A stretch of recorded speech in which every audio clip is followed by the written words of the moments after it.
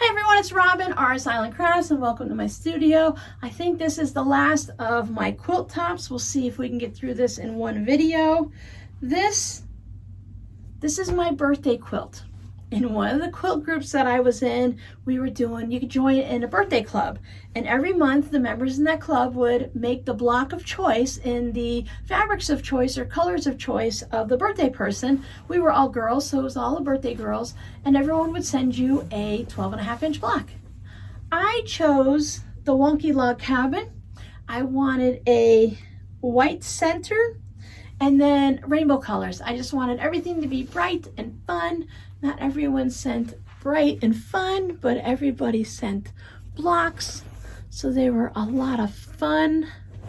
Just stitched them together because they're all done. I think I even squared these up to make sure they were the right size. Let me see. Yep, it looks like all of my corners are matching. So this was a lot of fun, and I've always planned on finishing it. It's more of a lap quilt. I could border it out and make something for my bed, so we'll see. We'll see. It's just something that's been sitting, and every now and then I think about this quilt specifically because I remember it and it percolates a little bit, and we'll see what I do. But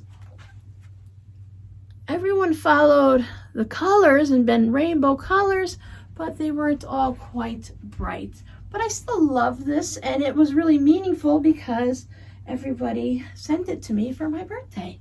It was really fun, especially if your birthday was like 6 months into when we started it. I think we started it after my birthday, like March or April, and my birthday's in February, so I had to wait a whole year. But if you were like a few months in and you started seeing other people's birthday blocks come in, it was really exciting for yours. But if you were at the end of the swap, it was like you're always making for someone else and you're wondering, will I ever get my blocks? You know they're coming, but it's like you had to keep waiting and waiting 10 or 12 months. Now I have this fabric in here, and if I remember right, it was supposed to be the back to a quilt. So a whole bunch of dinosaurs. It's not a quilt top, but it's there, so I just thought I'd show you because it's a really fun, bright, colorful fabric. If anyone's interested, this is copyright protected MBT, whatever MBT. MBT. That's the only name on here, but I thought this was really fun. I'm not sure what it was going to go on the back. I don't think it was this quilt, but maybe it did, because no, I think it was something I was matching. This was one of those fabric books that you can buy, and I decided to put it together into a little quilt. So it's the Treasure Bears, and I gave them a nice wide border of Treasure Island with all of the sharks. So there is the storybook all the way down to the end when they got their treasure. So I thought that would be a fun quilt for a child, maybe a younger toddler as they're growing, and you can read it to them all the time, and it would just give them something to maybe learn how to read a little bit from. There was several bloggers that we were swapping 12.5-inch blocks. The quilt on my bed, the Halloween quilt, is from that swap. I've been wondering where these owls were for a long time. I've been looking for them. I didn't realize that I stitched them into a quilt top, but we swapped a 9-patch and an applique owl. So this one, his little beak is 3D. Your fabrics didn't need to match. I'm pretty sure this is mine because I recognize both fabrics. There's a little yo-yo for the moon. There is my crazy little owl. So it is hand appliqued around, or I mean it's hand stitched, embroidery stitched, and then you applique on the designs. I was following some type of pattern I found online. But I've been looking for this on and off for several months. Look, this guy has his little eyes around it, and that'll fray up nicely in the wash. Nice branch. So we did several of these. We did the Halloween. We've done, oh, I think I had to add a few of mine to it because there's another one. And I got duplicates because this was one of like the last ones we did because people would sign up and then they would not contact anyone and they wouldn't send their blocks, and it just, a lot of people missed out. So we were all in different groups. So we started out with like 10 or 15 groups, and then it dwindled down to like 2 or 3 groups. So then we just stopped doing it because it just wasn't fair to all the people that were actually doing their blocks on time and sending them in. And we didn't mind if you communicated and say, hey, you know, I'm running late, you know, work, family, whatever. But when you don't communicate, it just really makes it hard on the other swappers, but it makes it really hard on the swap mama. This is more Walmart fabric. Ooh, I like that. So I've got that narrow border and that green fabric with all of those fun bright colors. There's like polka dots in it, circles. Look at that one. Ooh, that one's fun. More of the half square triangles. This had the same fabric that had like dog bones on it, and I think I just picked all the dog bones out. That is a really sharp looking block. Robin, in the past, you did a pretty good job on that. The reason I believe I stopped doing a lot of these is because I'd run out of binding. No. I think the reason I stopped doing most of these is because I had a big roll of batting, and when I ran out of the roll of batting and I couldn't afford to buy more batting, it just ended up being that I would make a bunch of tops and I just could never finish them because I didn't have any of the batting. And I think this happened in around 2008 when Rob got hurt and he had a really bad problem with his back and he could no longer work. And we were in that transition between getting Social Security disability and with everything at work that was running out, you know, short-term, long-term and stuff like that. And it was just a hard struggle. So I kept making quilts because why not? I'm not going to stop. I had fabric. I just couldn't finish them. This is some more of that Cheerio fabric. So this is like a little table runner, table topper, doll quilt. Now this I will turn into a tote bag. This is going to be like almost perfect for a tote bag. Maybe take it apart and add a little border or do something with it there. It would be pretty good that way. I'll have to figure out the measurements and check on how it is, but even if I had to trim it off a little bit, I think for this it'd be better to trim because my squares don't match up anywhere. Some of them do, some of them don't, but it's just a really fun jelly roll. I love this fabric line, and I remember the name of it because I love it so much.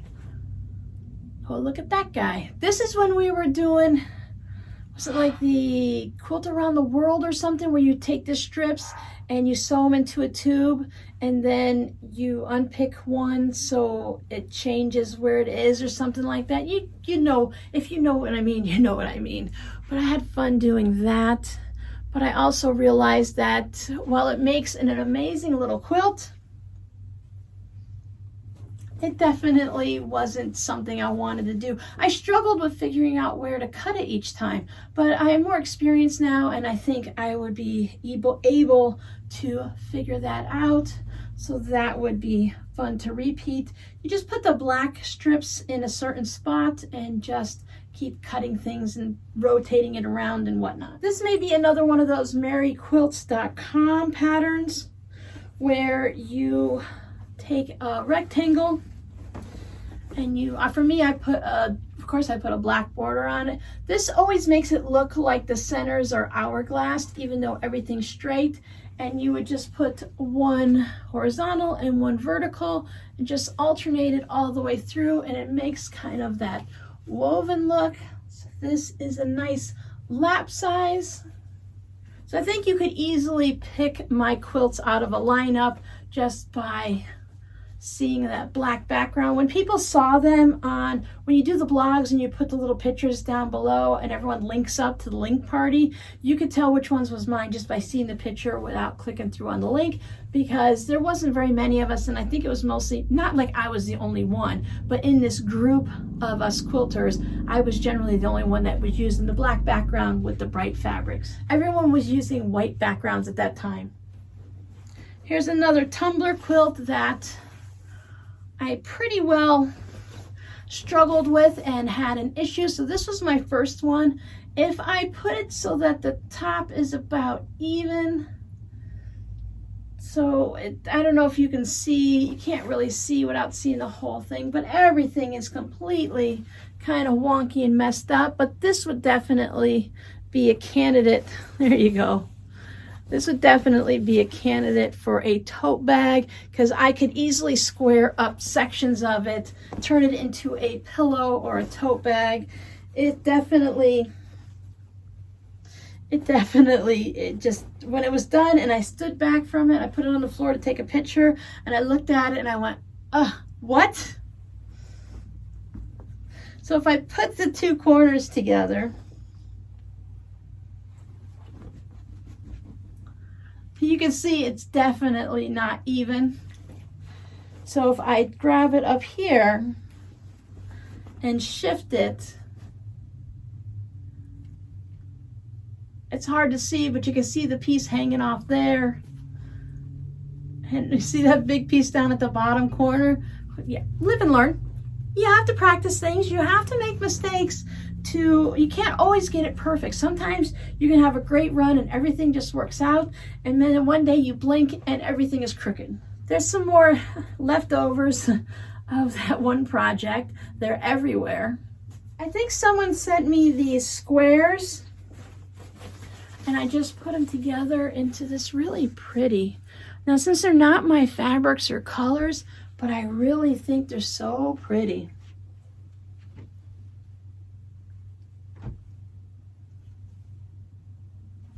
Yeah, I really love this. I think this deserves to be finished.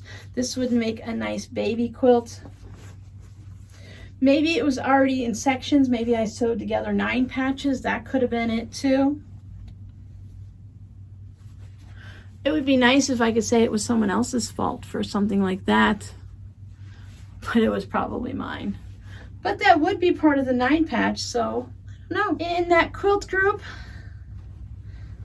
we did a mystery quilt. I'm not good at mystery quilts. I use the white background and a bunch of scraps because I figure with the white background, at least it would be okay then. So this is a really cool, back from a distance, this looks really cool. I learned a lot on this one. So we made a lot. Look at that one. That one, many of us struggled with, and I was so happy when I got it, and it actually looks right and everything like that. Oh, look at that. I love the white swirl fabric from Joann's. So we made all these different things. First, we cut up a whole bunch of pieces and put them in Ziploc bags, and then we made it into these blocks, and I think this one also deserves to be turned into a quilt.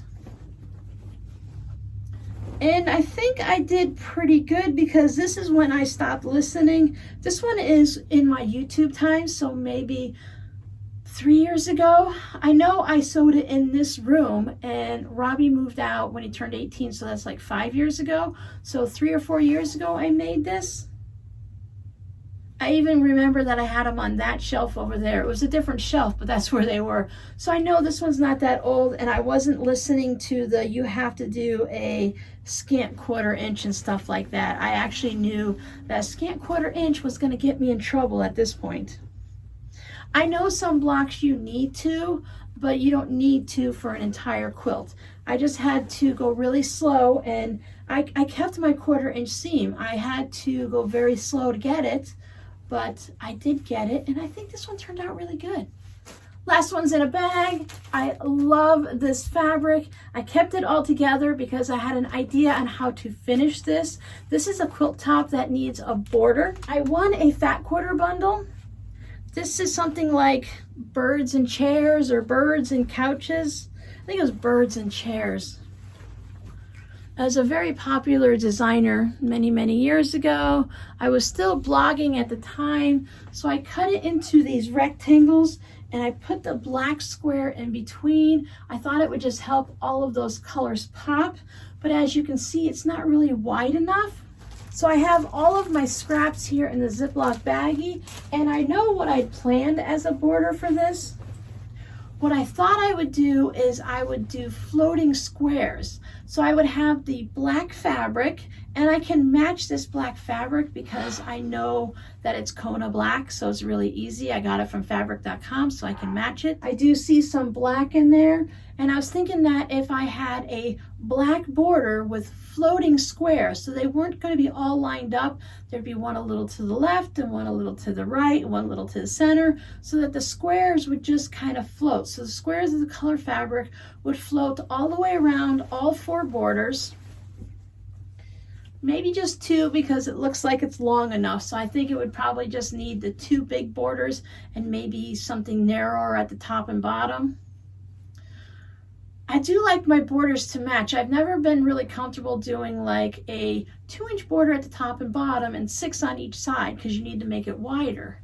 So I don't know, I have to sit and figure that out, but I do remember I wanted floating squares. I was talking with a few of my blog buddies at the time, and they're like, yeah, that would look really cool. So I just have to figure that out. But this was really fun fabric. Oh, maybe that's not Kona cotton because I can see through it. That is definitely not Kona cotton. So I just have to match it with something. Or do something different, make a narrow black border and do a piano key around it. That would work too, and it'd be a lot quicker and easier. But I have plenty of black squares in here that I could go ahead, and even if I had to piece a piano key, even piece a narrow border and then do the piano key around it, it would be fine. At this point, I kind of wish I used a better black fabric. So this is something from Joann's. Seeing that thin black fabric makes me a little nervous, like it wouldn't withstand up to being on a bed. So maybe something like this might need to be turned into pillows and tote bags and then use the last of the fabric for something else. That's really kind of sad because I know better now that I can see that that black fabric is not going to last. I could pick the entire quilt apart and sew new black fabric in, but let's face it, that's not me.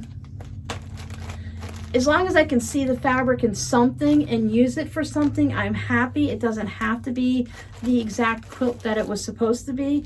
And by turning it into a pillow or a tote bag, I would add so much of my quilting to it that it would be fine. And you don't wash those items as much as you would a quilt.